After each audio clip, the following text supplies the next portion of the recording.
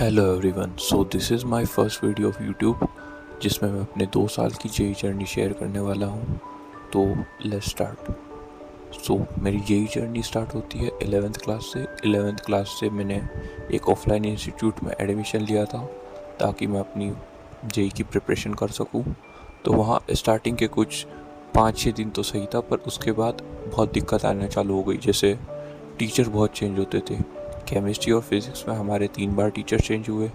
Chemistry में जो आखिरी टीचर थे जिन्होंने मतलब हमें पूरा 11th पढ़ाया, वो थोड़े एवरेज थे, पर जो फिज़िक्स के टीचर आए थे वो इतने सही नहीं थे।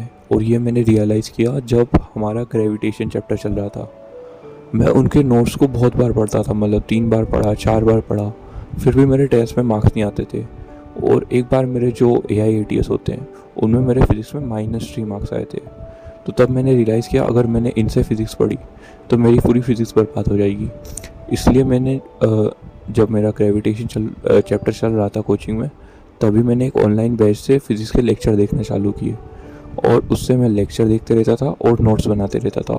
फिर जनवरी फरवरी के टाइम पे जब हमारी 11th कोचिंग में ख़त्म हो गई और हमें मतलब 1-2 महीने का गैप मिला 12 से पहले, तो उस 1-2 महीने में मैंने उस ऑनलाइन बेस से लेक्चर देख लिए फिज़िक्स के। मैक्सिमम चैप्टर के मैं लेक्चर देख चुका था और नोट्स बना चुका था, पर क्वेश्चन प्रैक्टिस तभी भी नहीं थी। क्वेश्चन प्रैक्टिस के लिए मेरे पास टाइम ही नहीं बचा था। इसलिए जैसे तैसे 11th ख़त्म हुई और फिर मैंने 12th स्टार्ट की। 12th में मैंने वो अपनी जो पुरानी बैच थी वो छोड़ के एक दूसरी बैच ज्वाइन करी, क्योंकि मुझे पता था अगर मैं पुरानी बैच में रहा तो मेरा हाल और भी बेकार होने वाला है। इसलिए मैंने एक नई बैच ज्वाइन कर ली जिसमें थोड़े सही टीचर्स थे। तो उससे मैंने अपनी 12th स्टार्ट करी और 12th मेरी ठीक ठीक जा रही थी। मतलब किसी में एकदम खतरनाक ही मार्क्स नहीं आ रहे थे, लाइक एवरेज मार्क्स आ रहे थे। किसी किसी टेस्ट में एकदम थोड़े अच्छे मार्क्स आते थे, किसी टेस्ट में बहुत बेकार। तो ऐसे मेरी 12th चल रही थी। फिर जब नवंबर का टाइम था तो ऑलमोस्ट सिलेबस ख़त्म हो चुका था। फिज़िक्स में कुछ लास्ट चैप्टर बच रहे थे, तो मैंने कोचिंग छोड़कर खुद से ही ऑनलाइन यूट्यूब से देखकर वो आखिरी के चैप्टर कंप्लीट किए। और फिर मैं लग गया रिवीजन और क्वेश्चन प्रैक्टिस और मॉक टेस्ट देने में। तो मैंने अपना पहला मॉक टेस्ट दिया था 15 दिसंबर को, जिसमें मेरे आए थे 48 मार्क्स। उस टाइम शायद वो टेस्ट थोड़ा ज़्यादा ही हार्ड था और मेरी प्रिपरेशन भी इतनी ठीक नहीं थी, इसलिए मेरे मार्क्स बहुत बेकार आए थे।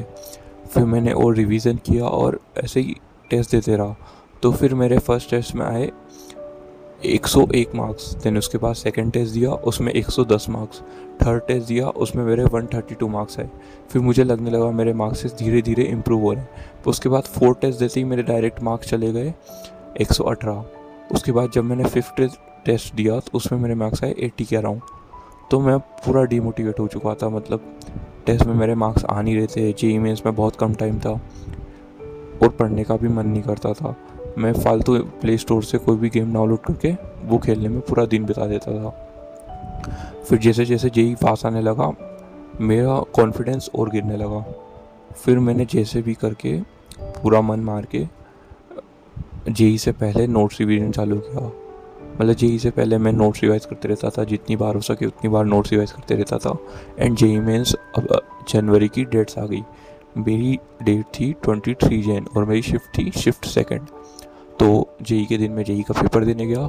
फिर उसके बाद वहाँ से आया, तब मैंने अटेम्प्ट किए थे 30 क्वेश्चन के अराउंड। एंड मुझे पता था कि मेरा ऐसा कोई एकदम ही ख़तरनाक रिज़ल्ट नहीं आने वाला है, एकदम एवरेज या फिर उससे भी बेकार रिज़ल्ट आने वाला है। तो जनवरी में मेरी आती है 94.5 परसेंटाइल।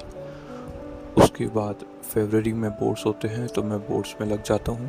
बोर्ड्स मेरे जैसे जैसे ठीक जाते, तो बोर्ड्स के बाद से मैं बिल्कुल पढ़ नहीं पाया। पता नहीं क्या प्रॉब्लम हुई, पर मैं पढ़ नहीं पा रहा था। मेरे पूरे दिन ऐसे वेस्ट जा रहे थे और अभी भी लाइक मेरे पूरे दिन ऐसे वेस्ट ही जा रहे हैं। तो मैंने सोचा ऐसे बैठने से अच्छा है मैं कुछ और करूँ, इसलिए मैं ये वीडियो बना रहा हूँ।